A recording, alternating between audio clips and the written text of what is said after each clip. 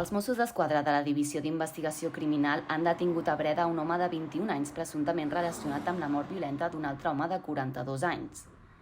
El 28 de gener, pels volts de la 1 de la matinada, es va produir una baralla a Vic. Els Mossos van contactar amb la víctima, qui havien agredit amb un objecte contundent, però va rebutjar l'assistència mèdica, així com el seu trasllat a un centre hospitalari. El mateix dia, a les 11 de la nit, des dels serveis d'emergències van tornar a rebre una alerta de la víctima. En aquesta ocasió la van traslladar a un centre hospitalari, on va morir l'endemà a conseqüència de les ferides que havia patit hores abans.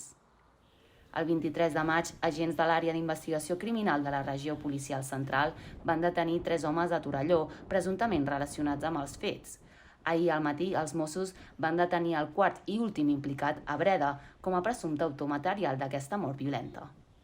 El detingut passarà durant les pròximes hores a disposició del jutjat d'instruccions de Vic.